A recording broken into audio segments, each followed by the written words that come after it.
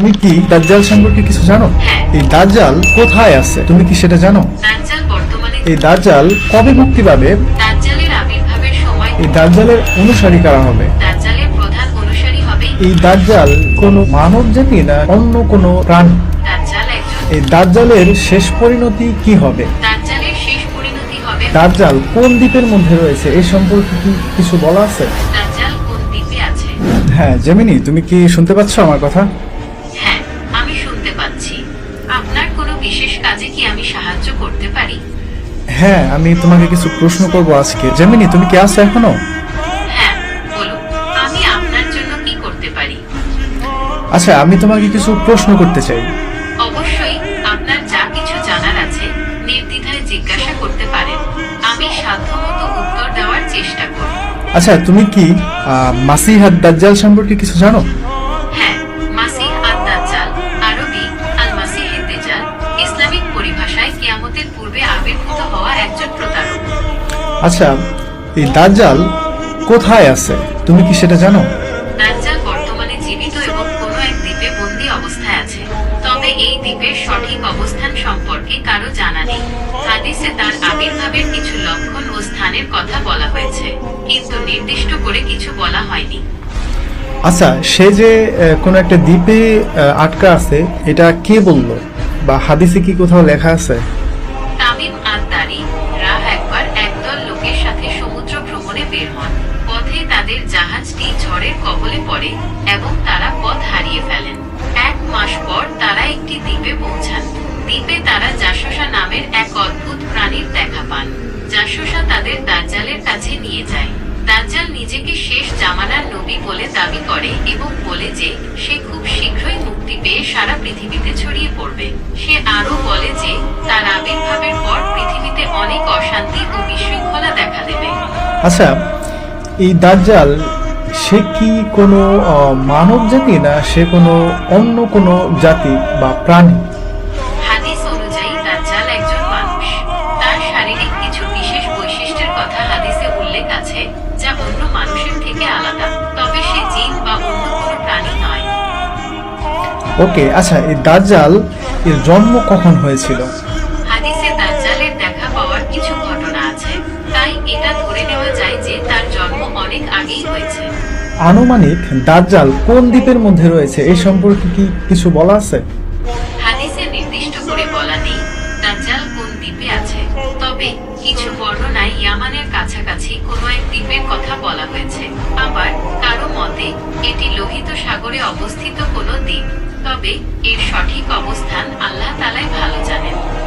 আচ্ছা, এই দাজ্জাল সে কবে মুক্তি পাবে এবং এই যে বর্তমান যুগটা চলতেছে 21 শতাব্দী, তো এই 21 শতাব্দীর মধ্যে কি দাজ্জালের আবির্ভাব হওয়ার কি কোনো সম্ভাবনা আছে? হাদিস বা কোরআনে কি বলে? দাজ্জালের আবির্ভাবের সময়কাল সম্পর্কে নির্দিষ্ট করে কিছু বলা যায় না, তবে হাদিস অনুসারে কিয়ামতের আগে কিছু বড় নিদর্শন প্রকাশ পাবে, যার মধ্যে দাজ্জালের আবির্ভাব অন্যতম। এই নিদর্শনগুলো এখনো প্রকাশ পায়নি, তাই দাজ্জালের আবির্ভাবের সময়কাল সম্পর্কে নিশ্চিতভাবে কিছু বলা সম্ভব নয়। আচ্ছা, দাজ্জাল কোথা থেকে বের হবে, সেই জায়গাটা কোথায়? বিভিন্ন হাদিস থেকে জানা যায় দাজ্জাল মূলত খুরাসান নামক অঞ্চল থেকে বের হবে, তবে তার আত্মপ্রকাশের পর সে সারা পৃথিবীতে ছড়িয়ে পড়বে। এই দাজ্জালের অনুসারী কারা হবে? হাদিস অনুযায়ী দাজ্জালের প্রধান অনুসারী হবে ইহুদিরা।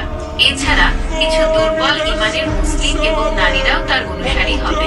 দাজ্জালের মিথ্যা অলৌকিকতায় বিভ্রান্ত হয়ে তারা তার অনুসরণ করবে। দাজ্জালের কি কি আউলিকতা থাকবে যেটা দেখে মানুষ তাকে ঈশ্বর বলে বিশ্বাস করবে? দাজ্জালের কিছু অলৌকিক ক্ষমতার কথা হাদিসে উল্লেখ আছে, যেমন সে মৃত মানুষকে জীবিত করতে পারবে, আকাশ থেকে বৃষ্টি বর্ষণ করতে পারবে এবং ভূমি থেকে ফসল উৎপাদন করতে পারবে।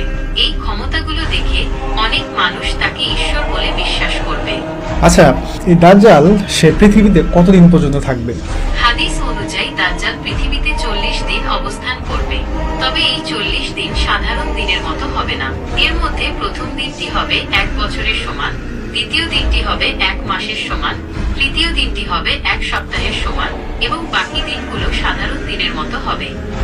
আচ্ছা, দাজ্জাল তো পুরো পৃথিবীতে বিচরণ করবে, তাই না? হ্যাঁ, হাদিস অনুযায়ী